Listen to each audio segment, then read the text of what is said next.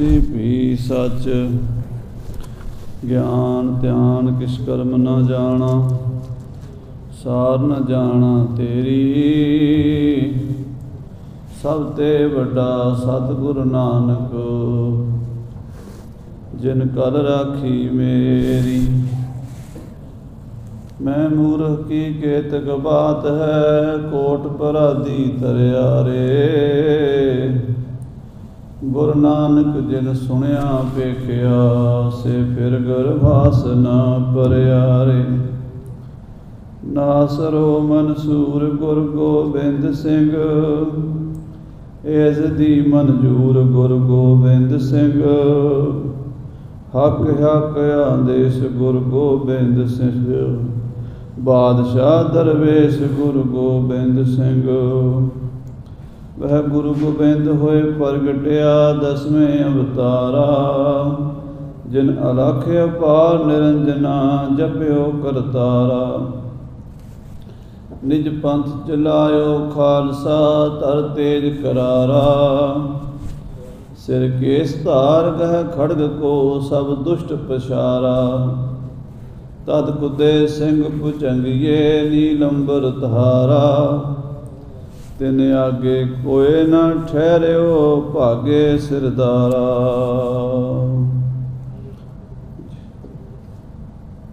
वाहिगुरु साहिब जी। रामकली पातशाही दसवी। रे मन एह बिद जोग कमाओ, सिंही साच अकपट कंठला। ध्यान बेभूत चढ़ाओ। वाहिगुरु जी का खालसा, वाहिगुरु की फतेह। परम सन्मान जो गुरु की साजी नवाजी, गुरु रूप गुरु खालसा साध संगत जी। आप जी गुरु की हजूरी विच सुभाईमान हो के अपने मनुखा जीवन दीयां दुर्लभ कीमती घड़ियां नूं सफलियां कर रहे हो। संध्या के दीवाना विच सोदा रहरास साहिब जी के पाठ, आरती आरते के कीर्तन, गुरु घर के कीर्तनीय सिंघां पासों आप जी ने सरवण कीते हैं। सतगुरु महाराज सच्चे पातशाह जी पंथ दे वाली, साहिबे कमाल, से शमशेरे बहादुर, देग तेग दे धनी, सरबंसदानी, अमृत के दाते श्री गुरु गोबिंद सिंह साहब जी महाराज कलगीधर पिता जी का पावन प्रकाश पुरब आप जी गुरु घर विखे मना रहे हो। ये भागां वाली घड़ी हुंदी है जदों सानू गुरु महाराज के चरणों विच बैठण दा, कीर्तन कथा सुनन दा सुभाग मिलता है। मस्तक लगे साध रेण वड भाग, जिन्हां दे भाग वड्डे उन्हां नूं ये सुभाग प्राप्त हुंदे है। सतगुरु जी महाराज का गुरपुरब मनाना भाई गुरदास जी ने भी लिखिया है। कुरबानी तिन्हां गुरसिखां, भाए भगत गुरपुरब करन दे।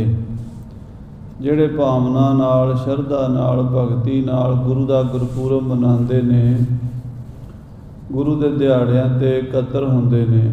ਇਹ ਗੁਰੂ ਦੇ ਪਿਆਰ ਦੀਆਂ ਨਿਸ਼ਾਨੀਆਂ ਹੁੰਦੀਆਂ ਨੇ, ਕਿਉਂਕਿ ਪਰਮਾਤਮਾ ਦੀ ਪ੍ਰਾਪਤੀ ਹੋਰ ਕਿਸੇ ਤਰੀਕੇ ਨਾਲ ਨਹੀਂ ਹੁੰਦੀ, ਕੇਵਲ ਪ੍ਰੇਮ ਨਾਲ ਹੁੰਦੀ ਹੈ। ਸਾਚ ਕਹੋ ਸੁਨ ਲਿਹੋ ਸਭੈ, ਜਿਨ ਪ੍ਰੇਮ ਕੀਓ ਤਿਨ ਹੀ ਪ੍ਰਭ ਪਾਇਓ। ਮਹਾਰਾਜ ਕਹਿੰਦੇ ਜਿਨ੍ਹਾਂ ਨੇ ਪਰਮੇਸ਼ਰ ਨਾਲ, ਗੁਰੂ ਨਾਲ ਪ੍ਰੇਮ ਕੀਤਾ ਹੈ, ਜਿਨ੍ਹਾਂ ਨੇ ਗੁਰਬਾਣੀ ਨਾਲ ਪ੍ਰੇਮ ਕੀਤਾ ਹੈ, ਉਹਨਾਂ ਨੇ ਪਰਮਾਤਮਾ ਨੂੰ, ਵਾਹਿਗੁਰੂ ਨੂੰ, ਪਰਮੇਸ਼ਰ ਨੂੰ ਪਾ ਲਿਆ। ਕਿਉਂਕਿ ਪਰਮਾਤਮਾ ਕੋਈ ਦੂਰ ਨਹੀਂ ਹੈ, ਸਾਡੇ ਬਿਲਕੁਲ ਕੋਲ ਹੈ, ਸਾਡੇ ਹਿਰਦੇ ਵਿੱਚ ਹੈ। ਮਹਾਰਾਜ ਕਹਿੰਦੇ ਬਈ ਇੱਕੋ ਹੀ ਦਿੱਕਤ ਹੈ, ਵਿੱਚ ਹਉਮੈ ਦੀ ਕੰਧ ਖੜੀ ਹੋਈ ਹੈ। ਜਿਹੜੀ ਮੈਂ ਬੰਦਾ ਕਰਦਾ ਹੈ, ਇਹ ਮੈਂ ਆਪਣੇ ਸਰੀਰ ਨੂੰ ਆਪਣੇ ਸਰੀਰ ਦੇ ਨਾਲ ਸੰਬੰਧਿਤ ਜਿੰਨੇ ਵੀ ਅਹੁਦੇ ਹਨ ਉਹਨਾਂ ਨੂੰ ਉਪਾਧੀ ਬੋਲਦੇ ਨੇ ਵਿਦਵਾਨਾਂ ਦੀ ਭਾਸ਼ਾ ਵਿੱਚ। ਉਪਾਧੀਆਂ ਲੱਗੀਆਂ ਹੋਈਆਂ ਨੇ ਕਈ ਕਿਸਮ ਦੀਆਂ।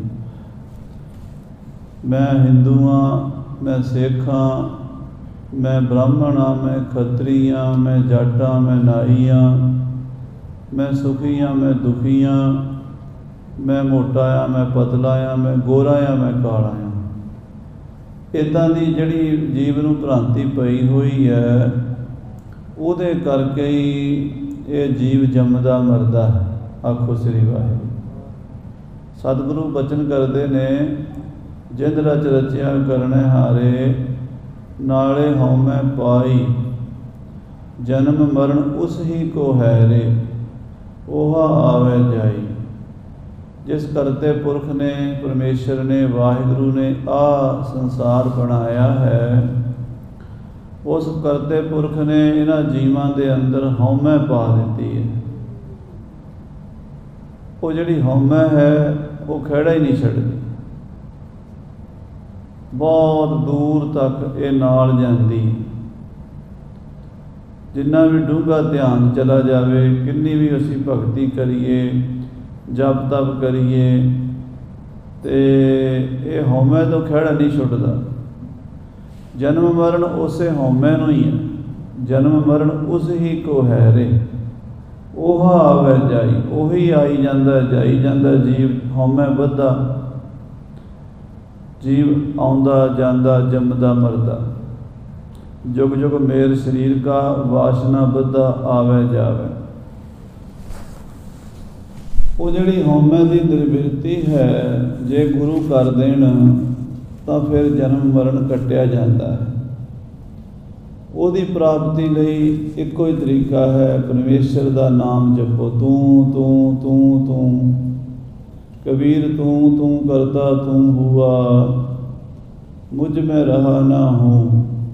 वाहिगुरु तू ही है, तू ही है, तू ही है। जिवें 10वें पातशाह जी महाराज ने अपनी पावन गुरबाणी विच अकाल उस्तत विच लिखिया, जलस तू ही, थलस तू ही।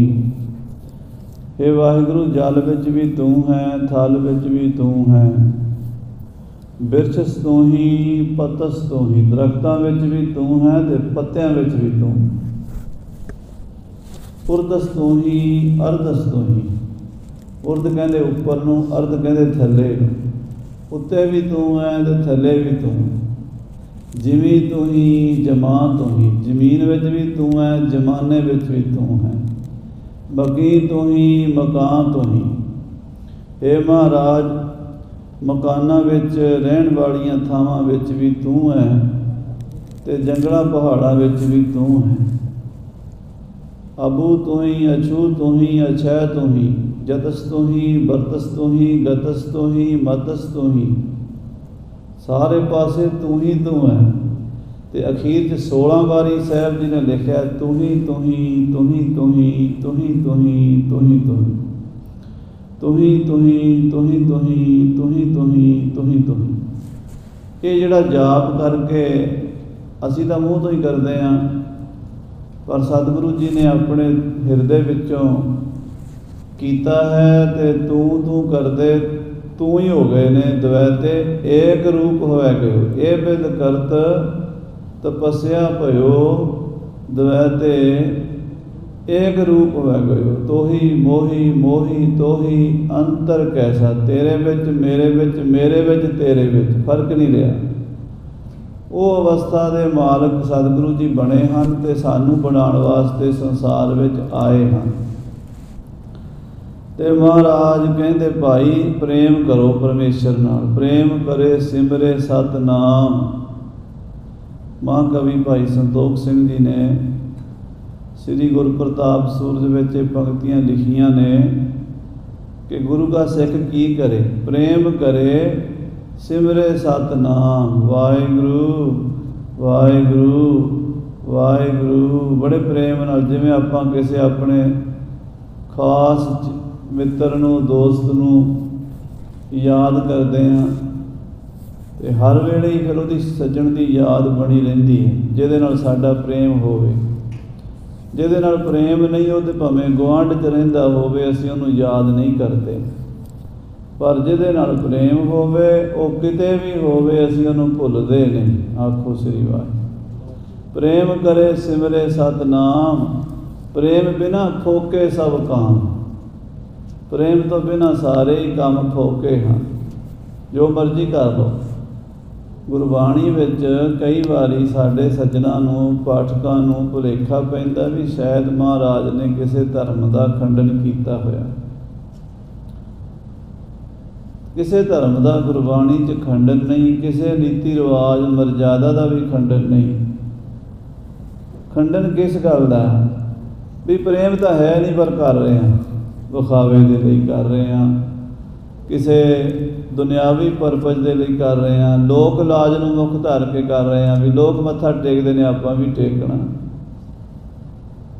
ਜੋ ਕੰਮ ਲੋਕ ਕਰਦੇ ਨੇ ਆਪਾਂ ਵੀ ਕਰਨਾ, ਜਿਹੜੇ ਲੋਕ ਨਹੀਂ ਕਰਦੇ ਉਹ ਆਪਾਂ ਨਹੀਂ ਕਰਨਾ। ਇਹ ਹੈ, ਇਹਨੂੰ ਕਹਿੰਦੇ ਲੋਕ ਲਾਜ, ਲੋਕ ਵਾਸ਼ਨਾ।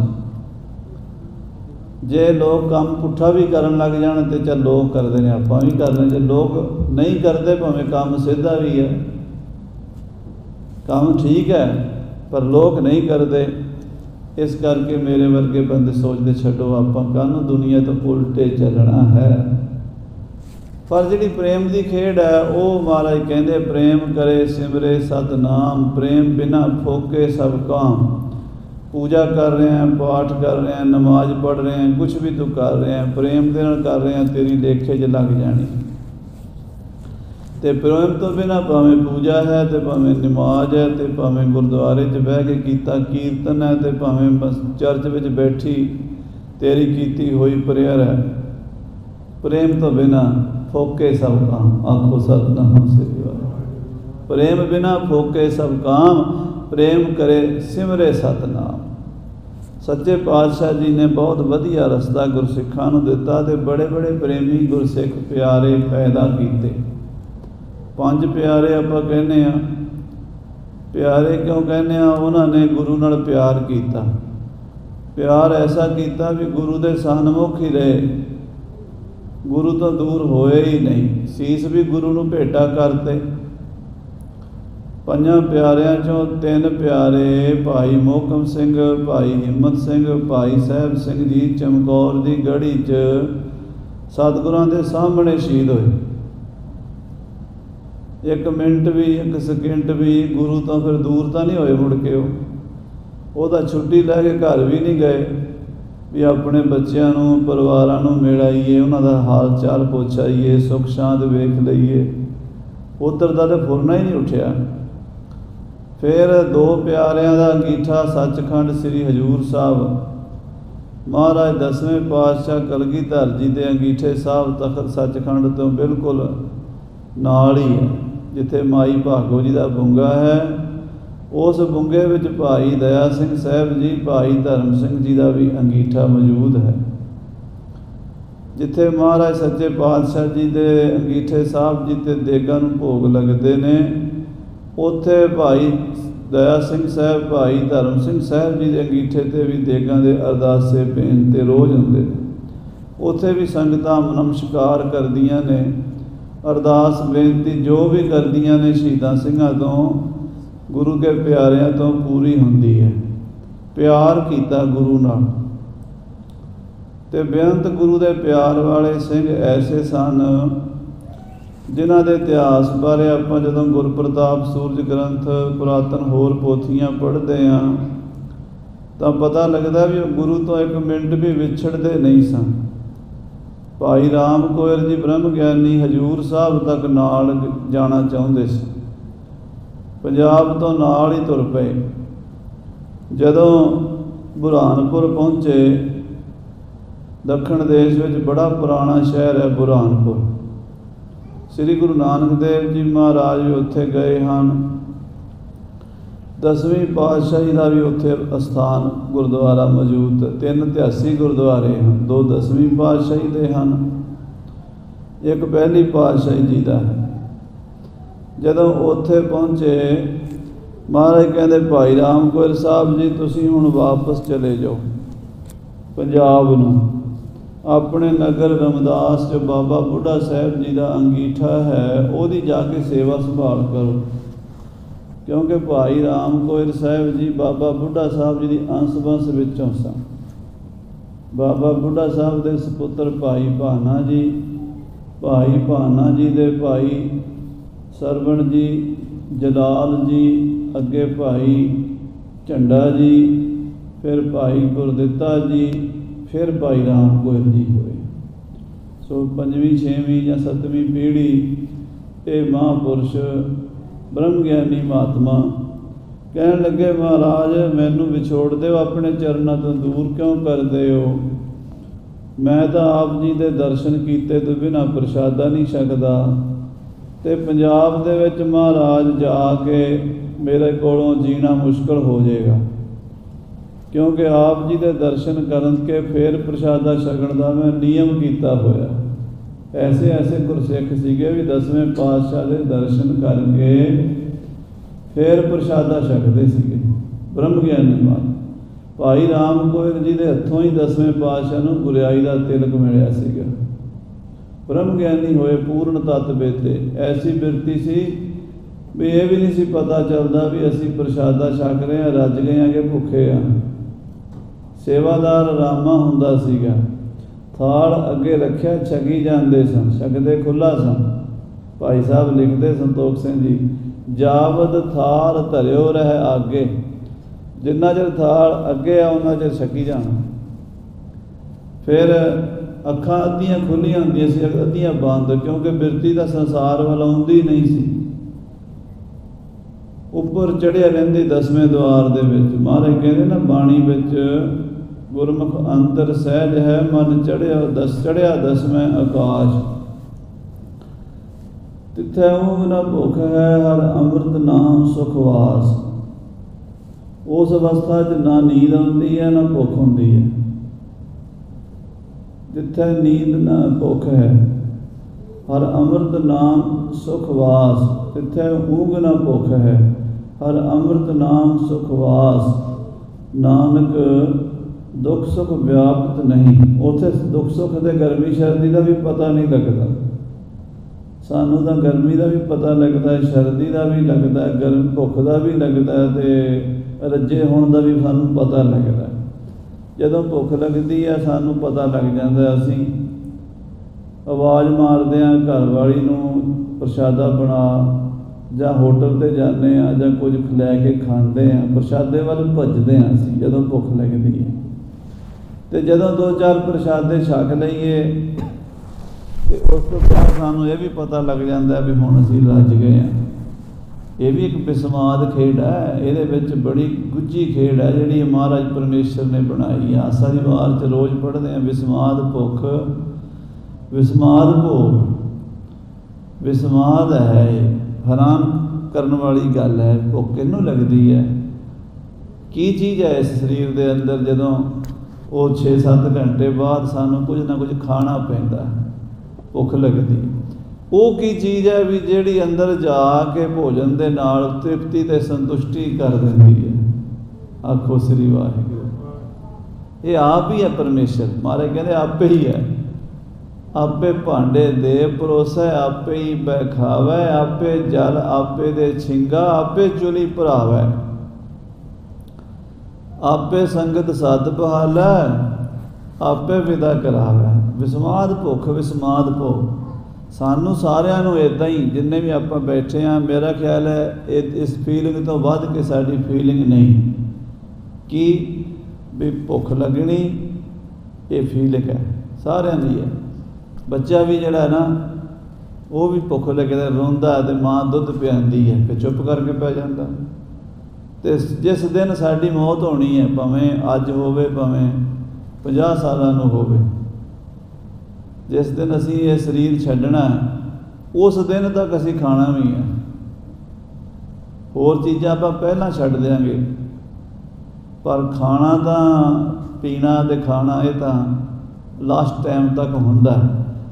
ਉਹ ਉਸ ਟਾਈਮ ਤੱਕ ਵੀ ਸਾਨੂੰ ਇਸ ਗੱਲ ਦਾ ਅਹਿਸਾਸ ਰਹਿੰਦਾ ਵੀ ਮੈਂ ਭੁੱਖਾ ਹਾਂ ਅਤੇ ਮੈਂ ਰੱਜਿਆ ਹਾਂ।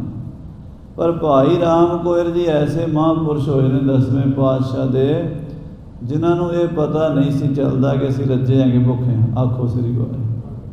थाल अगे पिया रहिंदा, छके जाते, प्रशादा छकी जाते, तो जदों सेवादार नूं रामे नूं आवाज़ मारदे, ओ रामिया, हाँ महाराज, वो देख भाई रामदास के रज गए कि भुखे है।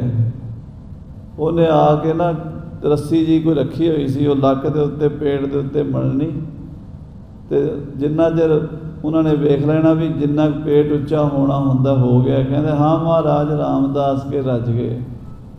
अच्छा लिया फिर साढ़े हाथ धो दे। जे उन्हें कहना महाराज दो प्रशादियां की कमी है, लिया भाई रख दे, छक लेने। ये हुण दुनिया का कोई भी आदमी, ये नहीं भी आपां जिहड़े इत्थे बैठे हैं, आपां तो इलावा भी ये दुनिया च किसी भी बंदे नूं तुसीं ये गल कर लो, उहदी समझ विच नहीं आएगी। क्योंकि साडी फीलिंग दो किस्म की है, एक है भी रज्जण की, एक है भुखे होने की। भुखे होने की फीलिंग भी सानू सारिਆਂ ਨੂੰ है, तो प्रशादा छक के रज्जण की फीलिंग भी सानू सारिਆਂ ਨੂੰ है।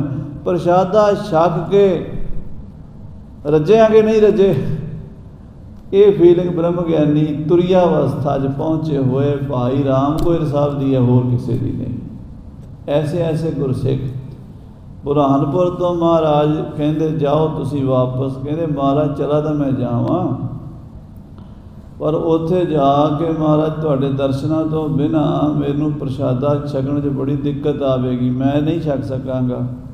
तुहाडे दर्शन रोज़ होण तां मैं प्रशादा छकदा।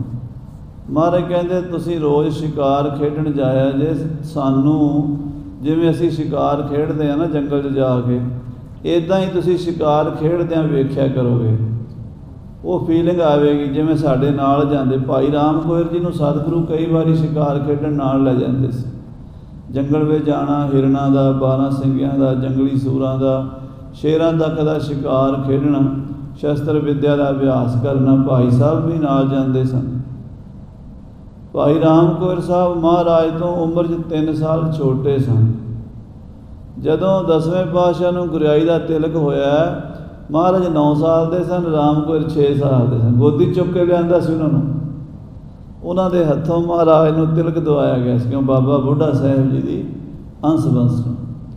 सतगुरां तो 40 साल बाद शरीर रहा उन्होंने, 1748 तक इतिहास में जिक्र आंदा भी उन्होंने शरीर रहा। 40 साल एक दिन भी शिकार खेडण का नागा नहीं पाया। क्यों कि महाराज सच्चे पातशाह के दर्शन करने, इनू भगती कहते। आखो श्री वाहिगुरू। भावना ना जो गुरु करता। कई लोग पूछते हैं तुसीं किरपाना क्यों पाई फिरदे हो, दाड़ियाँ क्यों रखियां, पग्गां क्यों रखियां, किरपाना की की हुण किहड़ा लोड़ है। ਜਿਹੜੇ ਟੁੱਚਰ ਕਰਨ ਵਾਲੇ ਹੈ ਨਾ ਤਰਕਵਾਦੀ, ਉਹ ਇਹ ਕਹਿਣਗੇ ਤੁਹਾਨੂੰ ਹੁਣ ਕੀ ਲੋੜ, ਉਦੋਂ ਲੜਾਈਆਂ ਹੁੰਦੀਆਂ ਸੀ, ਜੰਗ ਹੁੰਦੇ ਸੀ, ਉਦੋਂ ਤੁਹਾਨੂੰ ਸ਼ਸਤਰਾਂ ਦੀ ਲੋੜ ਸੀ, ਉਦੋਂ ਤੁਹਾਨੂੰ ਕਕਾਰਾਂ ਦੀ ਲੋੜ ਸੀ, ਉਦੋਂ ਦਾੜੀਆਂ ਕੇਸਾਂ ਦੀ, ਹੁਣ ਨਹੀਂ ਲੋੜ ਕਹਿੰਦੇ। ਇਹ ਪ੍ਰਚਾਰ ਬੜਾ ਕਰਦੇ। ਪਰ ਸਾਧ ਸੰਗਤ ਜੀ ਗੁਰੂ ਦੀਆਂ ਨਿਸ਼ਾਨੀਆਂ ਸਾਂਭਣ ਵਿੱਚ ਜਿਹੜਾ ਸਵਾਦ ਆਉਂਦਾ, ਜਿਹੜਾ ਰਸ ਆਉਂਦਾ, ਉਹ ਉਹਨਾਂ ਲੋਕਾਂ ਨੂੰ ਨਹੀਂ ਪਤਾ। एक दादी नूं पता है पोते नूं गोदी चुक के लाड करन दा जिहड़ा स्वाद है, वो जिहड़ा आनंद लै रही है दादी पोते नूं खिडाउण दा, वो दूरों वेखण वाला तर्कवादी जो मर्जी कही जावे, पर वो स्वाद उहनूं ही आ रहा। आखो श्री वाहिगुरू।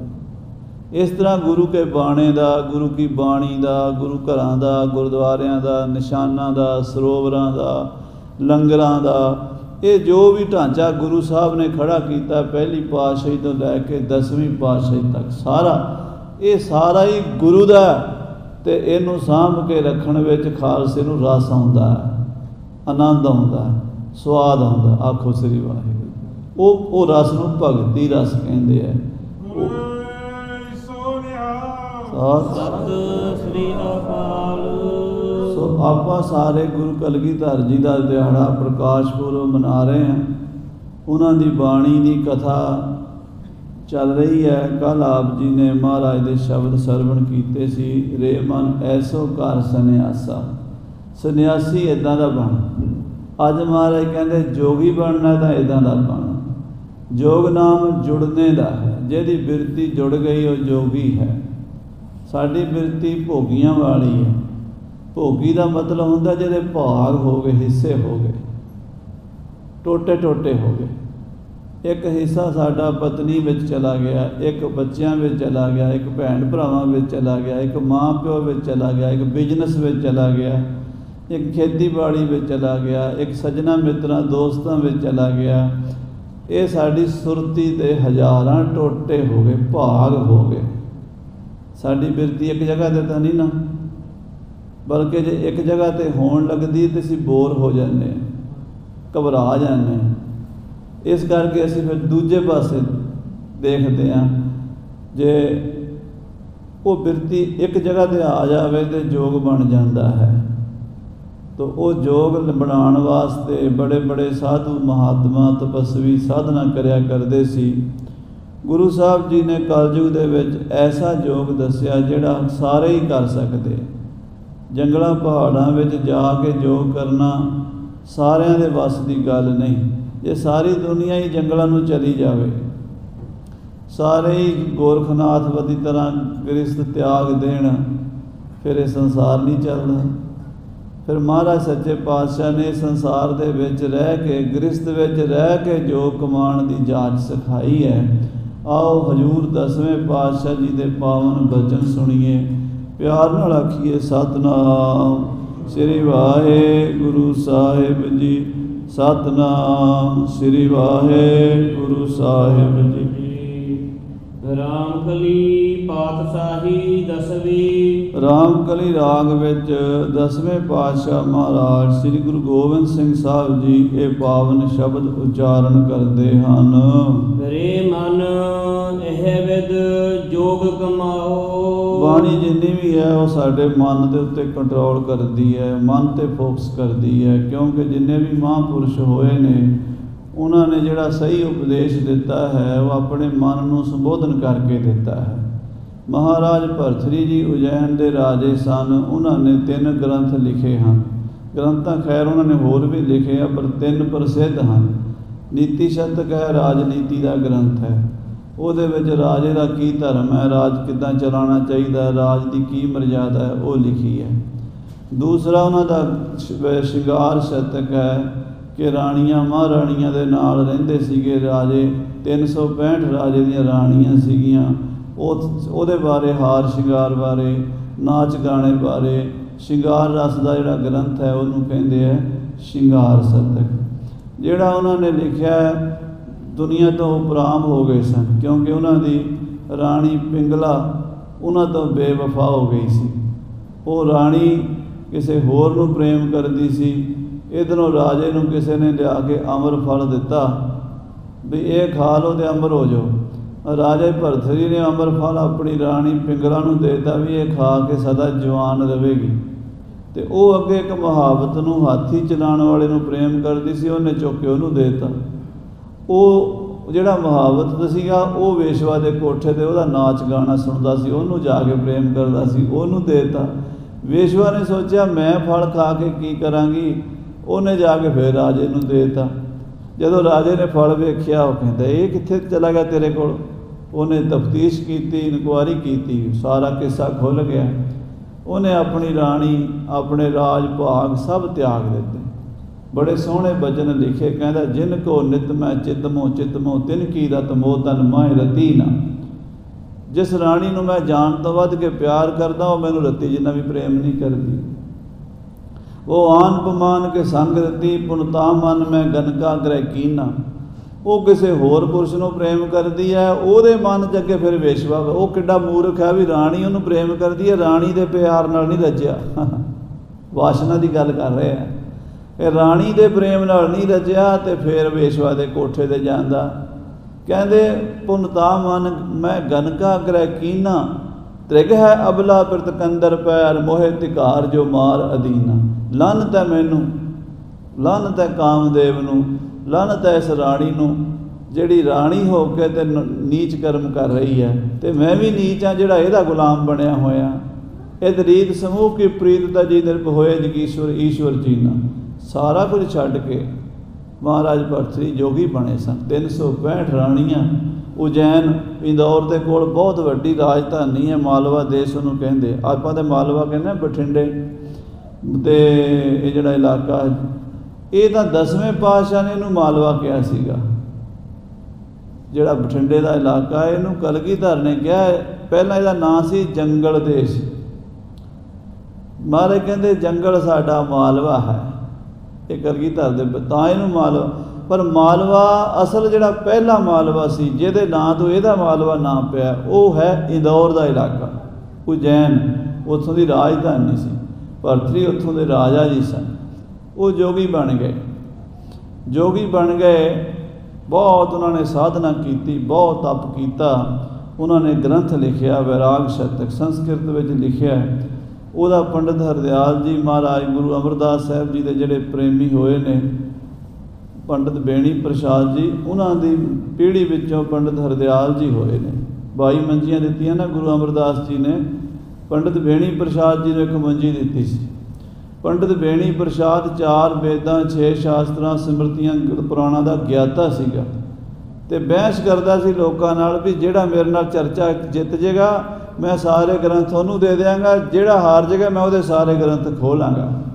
तो गुरु अमरदास जी को आया सी, कहता महाराज मेरे नाल चर्चा करो। तो महाराज कहते पंडित जी असीं तो साधुआं संतां विद्वानां की सेवा करन जोगे, असीं पढ़े लिखे नहीं है ने। उन्हें फिर चर्चा की जिद की। जदों सतगुरु जी ने एको ही शब्द उचारिया, जैसे धरती उपर मेघला बरसत है क्या धरती मध्य पानी नहीं। वह सवाल ये सी भी गुरु साहब जी ने बाणी रचन की की लोड़ पै गई। 4 वेद 6 शास्त्र 27 सिमरतियां पहले लिखियां पईयां। तो महाराज गुरु अमरदास जी कहते पंडित जी लिखियां तो पईयां, पर यह दसो जिथे तुसीं बैठे हो थल्ले पानी है? कहते पानी तो है, जमीन के थल्ले पानी है। महाराज कहते पी के दिखाओ। कहते पीण वास्ते खूह पट्टना पैंदा। महाराज कहते उपरों मीह पैंदा। जे कोई बंदा ये कहे भी मीह की की लोड़ है, थल्ले पानी है जमीन में, उन्होंने सियाणा कहोगे कि मूर्ख कहोगे? जे जमीन च पानी है उत्तों मीह पैंदा है, उन्होंने रोकना भी नहीं पैण देना? क्योंकि खूह का पानी पहली गल तो खूह पट्टना औखा, फिर खूह पट के पानी खारा भी निकल सकता, जरूरी तो नहीं मिठा निकले। अच्छा फिर खूह का पानी थोड़े बंदियां दे काम आउणा, थोड़े खेतों नूं लगना। मीह का पानी मीलां हज़ारां मीलां सारी धरती नूं लगना।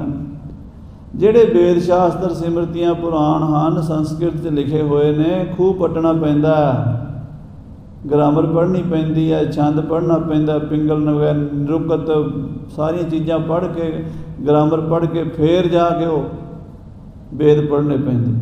फिर भी पानी खारा हो जाता। किवें? कईयां नूं हंकार हो जाता भी असीं वेद पढ़े हुए, असीं विद्वान, खारा हो जाता पानी।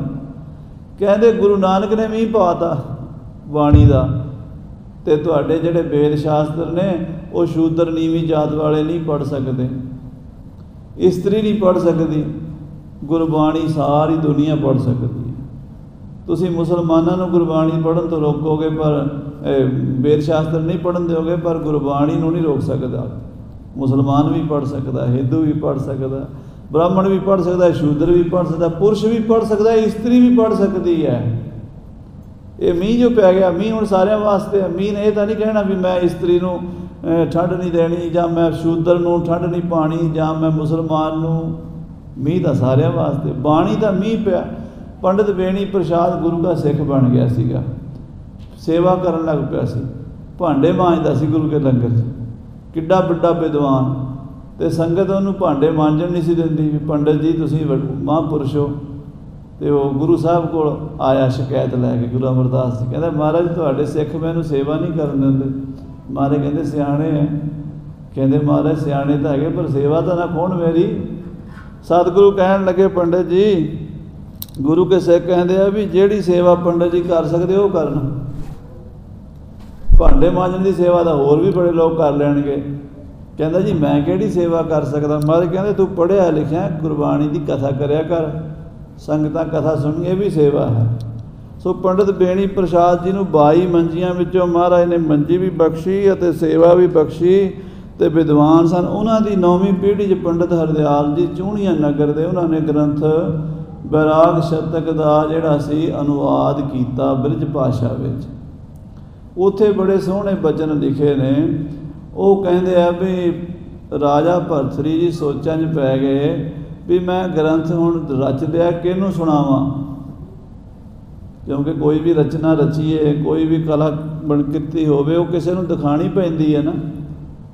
ਕੋਈ ਵੀ ਆਰਟਿਸਟ ਹੈ, ਆਪਣਾ ਆਰਟ ਅੱਗੇ ਦਿਖਾਏਗਾ ਲੋਕਾਂ ਨੂੰ, ਤਾਂ ਹੀ ਉਸ ਆਰਟ ਦਾ ਮੁੱਲ ਪਵੇਗਾ। ਅਤੇ ਇਹ ਮੇਰਾ ਗ੍ਰੰਥ ਜਿਹੜਾ ਹੈ, ਇਹ ਮੇਰੀ ਕਲਾ ਹੈ, ਮੇਰੀ ਵਿੱਦਿਆ ਹੈ, ਇਹ ਮੈਂ ਕਿਹਨੂੰ ਸੁਣਾਵਾਂ। ਉਹਨੇ ਫਿਰ 3 ਤਰ੍ਹਾਂ ਦੇ ਲੋਕ ਵੇਖੇ। ਇੱਕ ਤਾਂ ਵੇਖੇ ਪੜ੍ਹੇ ਲਿਖੇ ਵਿਦਵਾਨ, ਗ੍ਰੰਥਾਂ ਦੇ ਗਿਆਤਾ। ਕਹਿੰਦੇ ਜਿਹੜੇ ਗ੍ਰੰਥਾਂ ਦੇ ਗਿਆਤਾ ਹਨ, ਵਿਦਵਾਨ ਲੋਕ ਹਨ, ਉਹਨਾਂ ਨੂੰ ਜੇ ਮੈਂ ਕਹਿਣਾ ਵੀ ਮੇਰਾ ਗ੍ਰੰਥ ਸੁਣ ਲਓ, ਉਹ ਕਹਿੰਦੇ ਜਾ ਜਾ, ਤੇਰੇ ਤੋਂ ਪਹਿਲਾਂ ਅਸੀਂ ਬੜੇ ਗ੍ਰੰਥ ਪੜ੍ਹੇ ਹੋਏ ਨੇ। ਉਹਨਾਂ ਦੇ ਅੰਦਰ ਈਰਖਾ ਹੁੰਦੀ ਹੈ। ਗ੍ਰੰਥਨ ਕੇ ਗਿਆਤੇ ਮਾਤੇ ਮਤਸਰ ਕੀਚ ਬੀਚ। ਗ੍ਰੰਥਾਂ ਦੇ ਗਿਆਤਾ ਲੋਕ ਈਰਖਾ ਦੇ ਚਿੱਕੜ 'ਚ ਫਸੇ ਹੁੰਦੇ ਹਨ, ਅਕਸਰ ਦੇਖਿਆ ਜਾਂਦਾ। ਅਤੇ ਦੂਸਰੇ ਲੋਕ ਨੇ ਰਾਜੇ ਮਹਾਰਾਜੇ। ਕਹਿੰਦੇ ਰਾਜਿਆਂ ਕੋਲ ਮੈਂ ਆਪਣਾ ਗ੍ਰੰਥ ਲੈ ਕੇ ਜਾਣਾ, ਤੁਸੀਂ ਸੁਣ ਲਓ। ਉਹ ਕਹਿੰਦੇ ਜੇ ਕੋਈ ਹਾਰ ਸ਼ਿੰਗਾਰ ਦੀ ਗੱਲ ਹੈ, ਕੋਈ ਨਾਟਕ ਹੈ, ਕੋਈ ਡਰਾਮਾ ਹੈ, ਜਾਂ ਕੋਈ ਗੀਤ ਗਾਣਾ ਹੈ ਤੇ ਸੁਣਾ ਦੇ। ਅਤੇ ਜੇ ਤੂੰ ਰੋਣ ਪਿੱਟਣ ਦੀਆਂ ਗੱਲਾਂ ਕਰਨੀਆਂ ਨੇ ਵੈਰਾਗ ਦੀਆਂ, ਉਹ ਅਸੀਂ ਨਹੀਂ ਸੁਣਨੀਆਂ।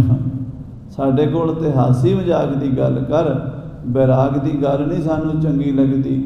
ਰਾਜਿਆਂ ਨੂੰ ਜੇ ਵੈਰਾਗ ਦੀ ਗੱਲ ਸੁਣਾਈਏ, ਉਹ ਸੁਣਦੇ ਨੇ। ਤੀਸਰੇ ਆਮ ਲੋਕ, ਪਬਲਿਕ ਦੇ ਜਿਹੜੇ ਸਾਡੇ ਤੁਹਾਡੇ ਵਰਗੇ, ਉਹਨਾਂ ਵੱਲ ਵੇਖਿਆ ਵੀ ਤੁਸੀਂ ਕਥਾ ਸੁਣ ਲਓ।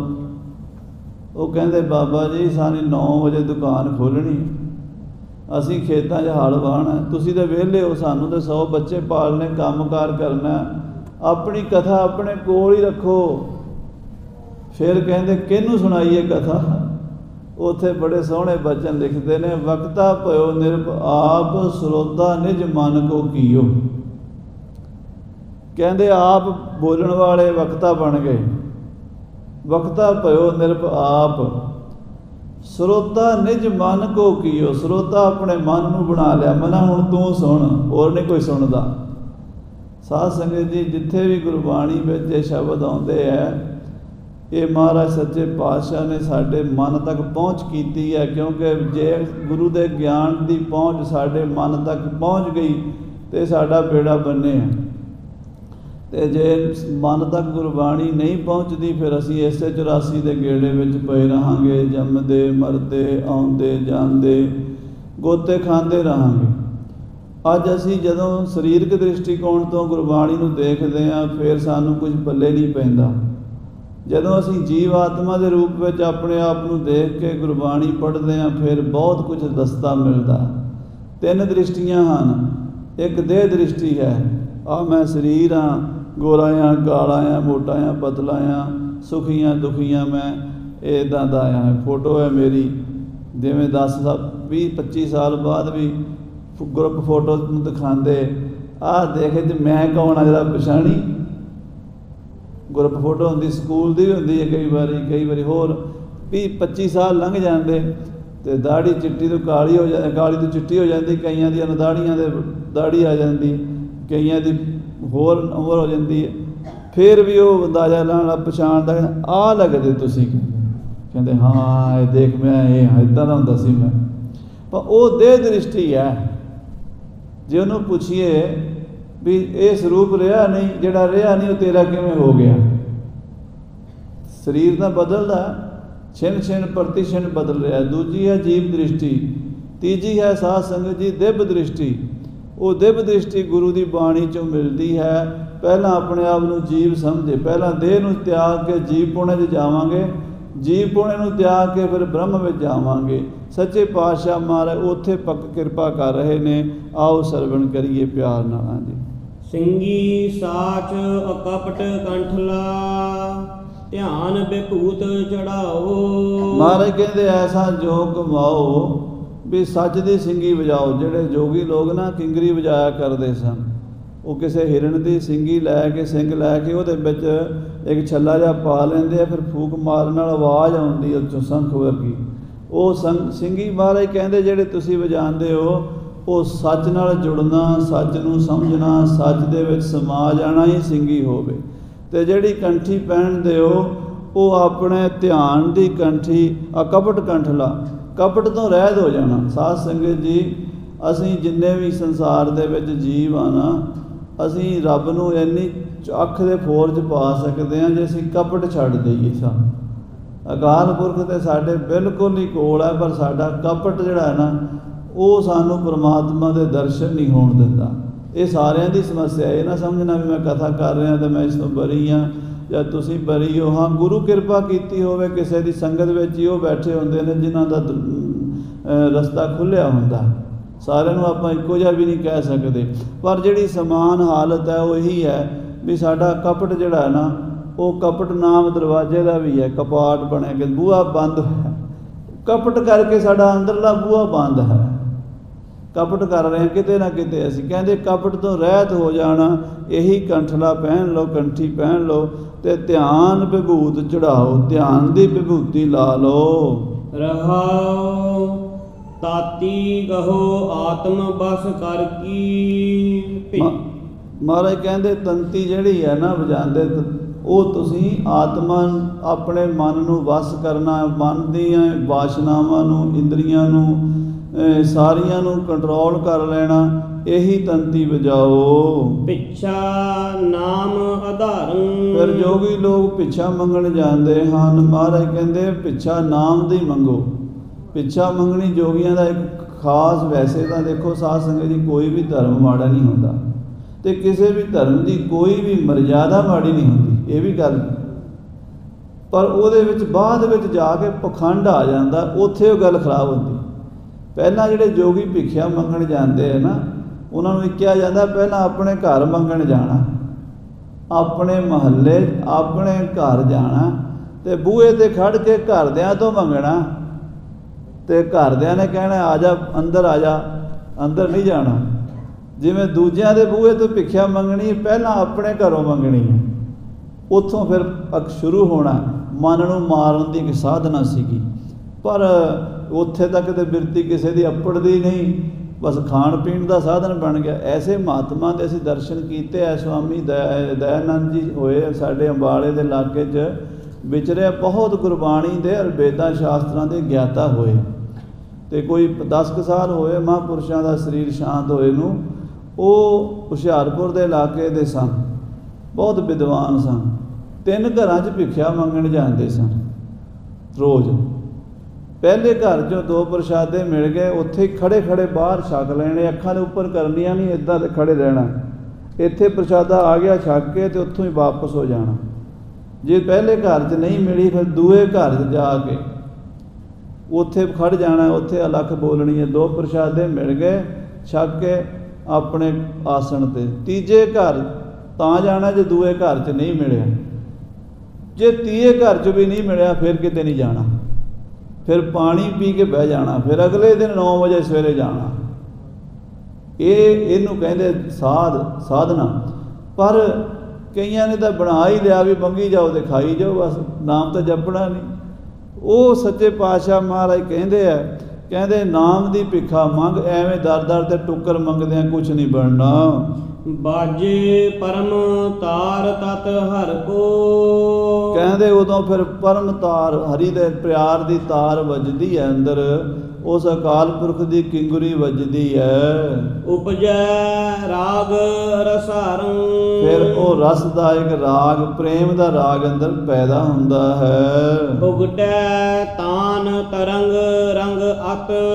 ਕਹਿੰਦੇ ਫਿਰ ਅੰਦਰ ਫਿਰ ਬੜੀਆਂ ਗੂੜੀਆਂ ਗੁੱਝੀਆਂ ਤਰੰਗਾਂ ਰਾਗ ਦੀਆਂ ਤਾਨਾਂ ਉੱਠਦੀਆਂ ਨੇ। ਅਨਹਦ ਸ਼ਬਦ 10ਵੇਂ ਦੁਆਰ ਵੱਜਿਓ ਤੈ ਅੰਮ੍ਰਿਤ ਨਾਮ ਚੁਆਇਆ ਥਾ, ਮਾਣਕ ਪਾਇਓ ਰੇ ਪਾਇਓ ਹਰ ਪੂਰਾ ਪਾਇਆ ਥਾ।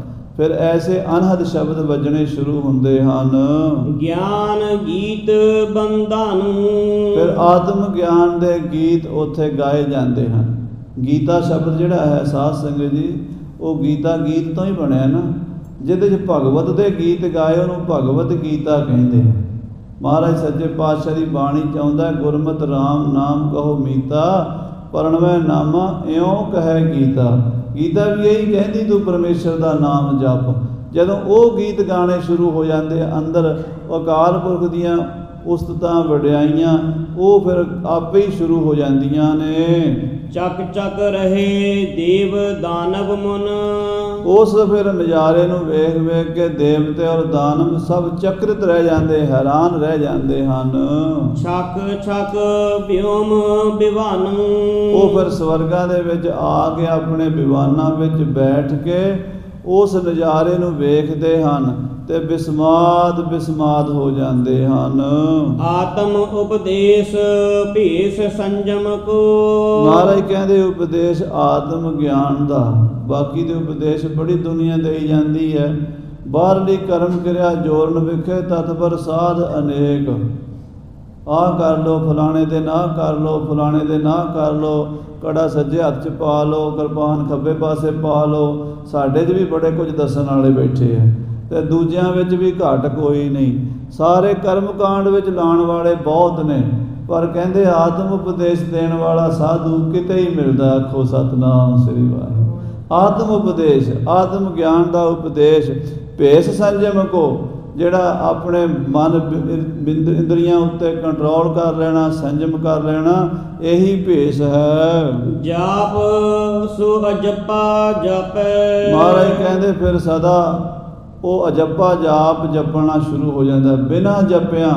ਪਹਿਲਾਂ ਤਾਂ ਜਪਣਾ ਹੀ ਪੈਣਾ, ਮਾਫ ਕਰਨਾ। ਇਹ ਅਵਸਥਾ ਇਹ ਨਾ ਸਮਝ ਲੈਣਾ ਵੀ ਆਪਾਂ ਜਪਣਾ ਨਹੀਂ ਤੇ ਆਪੇ ਚੱਲ ਪਏਗਾ, ਪਹਿਲਾਂ ਤਾਂ ਜਪਣਾ ਪੈਂਦਾ। ਪਰ ਫਿਰ ਇੱਕ ਅਵਸਥਾ ਹੁੰਦੀ ਹੈ, ਫਿਰ ਬਿਨਾਂ ਜਪਿਆਂ ਆਪੇ ਹੀ ਜਪੀਂਦਾ ਹੈ। ਸਦਾ ਰਹੈ ਕੰਚਨ ਸੀ ਕਾਇਆ, ਸਤਿਗੁਰੂ ਕਹਿੰਦੇ ਫਿਰ ਉਹ ਜਿਹੜੀ ਸੋਨੇ ਵਰਗੀ ਕਾਇਆ, ਇੱਕ ਤਾਂ ਇਹ ਕਾਇਆ ਹੈ, ਇਹ ਤਾਂ ਸਾਧ ਸੰਗਤ ਜੀ ਬਿਨ ਸਜਾਣ ਵਾਲੀ ਹੈ। ਜਿਹੜੀ ਅੰਦਰਲੀ ਸੂਖਮ ਕਾਇਆ ਹੈ ਉਹ ਫਿਰ ਸੋਨੇ ਵਰਗੀ ਹੋ ਜਾਂਦੀ ਹੈ, ਉਹ ਅਵਿਨਾਸ਼ੀ ਹੋ ਜਾਂਦੀ ਹੈ। ਤਿੰਨ ਸਾਡੀਆਂ ਦੇਹਾਂ ਹਨ ਜਿਹੜੀਆਂ, ਇੱਕ ਸਥੂਲ ਹੈ, ਇੱਕ ਸੂਖਸ਼ਮ ਹੈ, ਇੱਕ ਕਾਰਨ ਹੈ। ਪਰ ਉਸ ਤੋਂ ਵੀ ਪਰੇ ਜਿਹੜੀ ਆਤਮ ਪਰਮਾਤਮ ਰੂਪ ਕਾਇਆ ਹੈ ਉਹ ਫਿਰ ਸਦਾ ਹੀ ਕਾਇਮ ਹੋ ਜਾਂਦੀ ਹੈ। ਆਦਿ ਸੱਚ ਜੁਗਾਦ ਸੱਚ ਹੈ ਵੀ ਸੱਚ, ਨਾਨਕ ਹੋਸੀ ਵੀ ਸੱਚ। ਉਹ ਕੰਚਨ ਵਰਗੀ ਹੋ ਜਾਂਦੀ, ਭਾਵ ਉਹ ਨਾਸ ਨਹੀਂ ਹੁੰਦੀ। ਕਾਲ ਨਾ ਕਬਹੂ ਵਿਆਪੇ, ਮਹਾਰਾਜ ਕਹਿੰਦੇ ਫਿਰ ਕਾਲ ਕਦੀ ਨਹੀਂ ਵਿਆਪਦਾ, ਕਾਲ ਤੋਂ ਅਕਾਲ ਹੋ ਜਾਂਦੇ। ਕਾਲ ਕਹਿ ਅਕਾਲ ਭਏ। ਭਾਈ ਗੁਰਦਾਸ ਜੀ ਨੇ ਆਪਣੇ ਕਵਿਤਾ ਵਿੱਚ ਲਿਖਿਆ ਵੀ ਕਾਲ ਤੋਂ ਅਕਾਲ ਹੋ ਜਾਂਦੇ, ਭਾਵ ਕਾਲ ਦਾ ਉੱਤੇ ਕੋਈ ਪ੍ਰਭਾਵ ਨਹੀਂ ਰਹਿੰਦਾ। ਇਹ ਬਹੁਤ ਅੰਤਰੀਵੀ ਡੂੰਘੀਆਂ ਗੱਲਾਂ ਹਨ ਸਾਧ ਸੰਗਤ ਜੀ। ਅਜੇ ਤਾਂ ਸਾਨੂੰ ਪਹਿਲਾ ਸਟੈਪ ਪੁੱਟਣਾ ਚਾਹੀਦਾ ਵੀ ਗੁਰੂ ਸਾਹਿਬ ਜੀ ਦੇ ਖੰਡੇ ਬਾਟੇ ਦਾ ਅੰਮ੍ਰਿਤ ਛਕ ਕੇ ਵਾਹਿਗੁਰੂ ਗੁਰਮੰਤਰ ਦਾ ਅਭਿਆਸ ਸ਼ੁਰੂ ਕਰੀਏ, ਅਰਦਾਸ ਕਰੀਏ ਸੱਚੇ ਪਾਤਸ਼ਾਹ ਆਪਣੀ ਬਾਣੀ 'ਚ ਜਿਹੜੀਆਂ ਜਿਹੜੀਆਂ ਗੱਲਾਂ ਉਸ ਰੂਹਾਨੀ ਮੰਡਲ ਦੀਆਂ ਆਪ ਜੀ ਨੇ ਕਥਨ ਕੀਤੀਆਂ ਨੇ ਉਹ ਸਾਡੇ ਅਨੁਭਵ 'ਚ ਆਉਣ ਤੇ ਅਸੀਂ ਇਸ ਸੰਸਾਰ ਤੋਂ ਮੁਕਤ ਹੋਈਏ।